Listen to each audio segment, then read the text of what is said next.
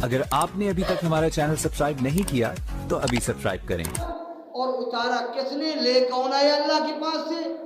वो जिब्रील अलैहिस्सलाम कुरान मजीद ले आते थे और हजूर अलैहिस्सलाम के पास पहुंचाते थे। रमज़ान शरीफ में, बुखारी शरीफ जिल्द अव्वल में है कि रमज़ान शरीफ में नबी अलैहिस्सलाम से जिब्रील अलैहिस्सलाम आकर कुरान का तकरार और दौर किया करते थे। नबी अलैहिस्सलाम हज़रत जिब्रील अलैहिस्सलाम को सुनाते थे, हज़रत जिब्रील अलैहिस्सलाम हज़रत नबी अलैहिस्सलाम को कुरान मजीद रमज़ान शरीफ में सुनाया करते थे। इस वजह से रमज़ान शरीफ बहुत बरकत वाला महीना है, बहुत अजमत वाला महीना है और इसमें रोज़े रखना फ़र्ज है, तरावी पढ़ना सुन्नत है। इस वजह से रोज़े का एहतमाम भी करना चाहिए, तरावी का एहतमाम भी करना चाहिए। तरावी में कुरान भी मुकम्मल पढ़ना सुनना चाहिए। मुकम्मल का मतलब यह है कि इमाम जब अल्लाहु अकबर कहकर शुरू करे कुरान मजीद फातिहा के बाद, तो जो मुकम्मल कुरान सुनना चाहता है वो इमाम के फातिहा ख़त्म करने से पहले मिल चुका हो इमाम के साथ। एक आदमी रकू में जाकर मिलता है, पीछे खड़ा रहता है, वो कुरान तो सुन रहा है लेकिन तरावी में नहीं सुन रहा। फिर तो बैठकर कोई आदमी कोई किसी को सुना दे या हम नफलों में सुना दे, वो भी हो जाएगा। लेकिन तरावी की सुन्नत पर अगर अमल करना है तो जो ही इमाम फातिहा ख़त्म करके शुरू कर रहा हो आगे मंजिल, उस वक्त हम मिले हुए, उस वक्त जो पूरा कुरान वही सुनने वाला है जो फातिहा के बाद पूरा कुरान इमाम के साथ पीछे खड़ा होकर नमाज में शरीक होकर सुने। ये है मुकम्मल कुरान सुनने वाला। अब हम हिसाब करें कि हम मुकम्मल कुरान कितनी मरतबा ज़िंदगी में इमाम के पीछे तरावी वाली सुन्नत के मुताबिक सुन चुके हैं। थोड़ा सा गौर करें, ये सुन्नत हमने कितनी हासिल की है कि कुरान करीम मुकम्मल तरावी में हम सुन रहे हैं। यही वजह है कि सिरताजुल मुहद्दिसीन वल फुक़हा, सय्यदुल फुक़हा व सय्यदुल मुहद्दिसीन सैयदना इमाम आज़म अबू हनीफा रहमतुल्लाहि व रज़ियल्लाहु की तहक़ीक़ ये है कि बिस्मिल्लाहिर्रहमानिर्रहीम जो सूरतों के शुरू में लिखा हुआ है 113 मरतबा, ये कुरान मजीद की एक आयत है और इसका तकरार है। तकरार इसलिए है कि इसके ज़रिए सूरतों की अलहदगी बयान की गई है। अबू दाऊद शरीफ में हदीस मौजूद है, सरवर आलम सल्लल्लाहु अलैहि वसल्लम ने इरशाद फरमाया, जब मेरे ऊपर बिस्मिल्लाह सूरतों के दरमियान उतारी गई तो तब मुझे पता चला कि ये सूरत यहाँ ख़त्म होती है, ये शुरू होती है, ये ख़त्म होती है, ये शुरू होती है। तो 113 सूरतों की शुरू में जो बिस्मिल्लाह है वो एक ही आयत है। इसलिए कुरान सुनाने वाले को हुक्म ये है कि एक मरतबा बिस्मिल्लाहिर्रहमानिर्रहीम तरावी में ज़ोर से पढ़ेगा ताकि ये आयत भी न रह जाए मुक्तदियों के सुनने से। इस वजह से कुरान करीम जो मुकम्मल पढ़ना और मुकम्मल सुनना सुन्नत है वो तरावी के अंदर है, वो वही शख्स पूरा कर सकता है। पढ़ने वाला मुकम्मल पढ़े, सुनने वाला मुकम्मल सुने और तरावी में सुने। इमाम तरावी में शुरू कर रहा हो और ये सुन रहा हो। यही वजह है कि हाफिज को नसीहत ये, अगर उसकी कोई आयत रह गई है, एक रात उसको नहीं आई, सामे नहीं है या सामे को पता नहीं चला, अगले दिन उसने टटोला तो आयत कोई रह गई है, तो अगली रात वो आयत पढ़ दे। अगली रात तरावी के अंदर वो आयत क्या कर दे, पढ़ दे, तो वो पूरी हो जाएगी। इसी तरह अगर कोई आदमी तरावी पढ़ा रहा था 2 रकात, उसकी तरावी में खराबी पैदा हो गई, रकात नमाज नहीं हुई, मंज़िल पढ़ चुका है, मसलन उस पर इसमें सजदा साहब वाजिब हो गया किसी वजह से, उसने सजदा साहब नहीं किया, तो फिर दोबारा तरावी पढ़नी है।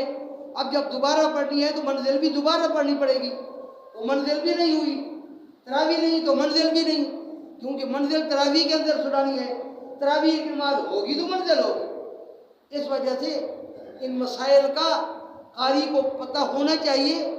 इसी तरह जब कुरान शुरू करे पहली रकात में सुभानकल्लाह के बाद औज़ु बिल्लाह पढ़ना भी सुन्नत है, बिस्मिल्लाह पढ़ना भी सुन्नत है। फिर दूसरी रकात में जब खड़ा हो, हर नमाज के अंदर यही है, बिस्मिल्लाह पढ़कर सूरत फातिहा शुरू करें। अक्सर हाफिज़ों को मैं देखता हूँ वो खड़े होते ही अल्हम्दुलिल्लाह शुरू करते हैं, बिस्मिल्लाह पढ़ने का एहतमाम नहीं करते। फातिहा के शुरू में बिस्मिल्लाह पढ़ना क्या है, सुन्नत है। वो पढ़नी चाहिए। इसी तरह जब तरावी के अंदर कुरान सुना रहा है तो हर सूरत के शुरू में जो बिस्मिल्लाह है कम से कम ऐसा पढ़ता जाए उनको, इसका भी एहतमाम करे। तो कुरान मजीद का रमज़ान शरीफ से कामिल ताल्लुक है। इसलिए फरमाया शहरु रमज़ानल्लज़ी उन्ज़िला फ़ीहिल कुरान, रमज़ान के महीने में कुरान एक मरतबा उतारा गया मुकम्मल। इन्ना अंज़लनाहु फ़ी लैलतिल क़द्र, हमने इस कुरान को एक मरतबा लैलतुल क़द्र में उतारा। इन्ना अंज़लनाहु फ़ी लैलतिन मुबारका, लैला मुबारका में उतारा। और फिर नबी अलैहिस्सलातु वस्सलाम ने फरमाया लिस्साइम फरहतान, फरहतुन इंद फित्री व फरहतुन इंद लिक़ाई रब्बी औ कमा क़ाल नबी सल्लल्लाहु अलैहि वसल्लम। यह हदीस शरीफ मिशकात शरीफ में भी मौजूद है, तिरमिज़ी शरीफ में भी मौजूद है और हदीस की किताबों में भी है। फरमाया फरहत, फरहत कहते हैं इंतहाई खुशी, इंतहाई खुशी को कहते हैं। रोजेदार के लिए दो जबरदस्त खुशियां हैं। फरहतुन इंदा फित्री, एक खुशी इफ्तारी के वक्त है जब भूख को जोर होता है, प्यास को जोर होता है।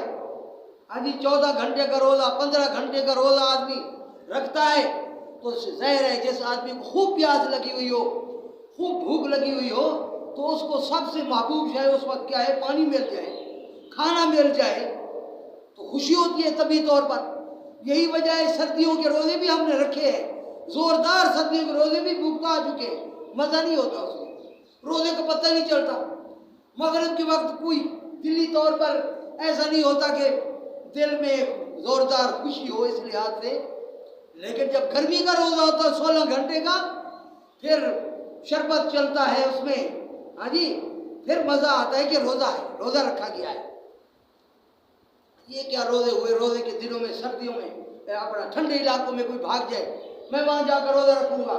अक्सर लोग ठंडे इलाके में रोज़ा रखने जाते बीमार हो जाते हैं, क्योंकि ठंडे इलाके में गैस बहुत होता है पेट में, तो वहाँ रोज़ा मज़ीद तबीयत उनकी ख़राब हो जाती है। गर्मी का रोज़ा जो लोग गर्मी में रहते हैं उनको लगता तो है लेकिन सेहत बिल्कुल ठीक रहती है। और एक अंग्रेज़ी साइंसदान भी, अंग्रेज़ी बहुत बड़ा डॉक्टर, वो इसकी तस्दीक कर रहा है, कहता है कि रमज़ान शरीफ के रोज़े मुसलमान रखते हैं और मेरी साइंसी तहकीक ये है जो शख्स साल में 1 महीना भूखा रहे उसको कभी कैंसर की बीमारी नहीं हो सकती। मुसलमानों ने रोजे रखने आम छोड़ दिए, रमज़ान शरीफ आता है पता नहीं चलता रमज़ान है या नहीं। पंजाब में तो कोई हाल नहीं, यहाँ तो शर्म शर्मा भी ख़त्म हो गया है। पहले तो शर्म होता था कुछ साल पहले, रोज़ेदार के सामने खाना नहीं, रोज़ेदार के सामने सिगरेट नहीं पीनी, कोई रोज़ा नहीं रख रहा वो अपने आप को बेकार समझता था कि मैं गुनाह कर रहा हूँ, मुझसे गलती हो रही है, बहुत गलत बात है, मैं रोज़ा नहीं रख रहा। मुसलमान होकर कोई खाता छुप कर, लेकिन आजकल तो जरी होकर रोज़ेदारों के सामने सिगरेट पीते हैं, हाँ जी, जरी होकर वो जो है ना खाते पीते हैं, कोई हया भी नहीं है, हया ख़त्म हो गया है मुसलमान के अंदर।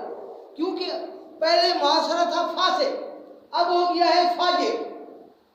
पहले फासिक हुआ है, अब फाजिर हो चुका है। फासिक कहते हैं कोई कबीरा गुनाह करता है, उस पर तौबा करने के लिए तैयार नहीं है, लेकिन करता छुप कर, शर्म करता है, हया करता है कि मुसलमान माशरे में रहते हुए मैं ये गुनाह कर रहा हूँ, मुसलमान हूँ। लेकिन अब जो है वो मामला फासिक से फाजिर की तरफ चला गया कि गुनाह भी करना है और करना भी सही है, सबके सामने गुनाह करना है। गुनाह छुप कर किया है तो तज़किरे करने हैं।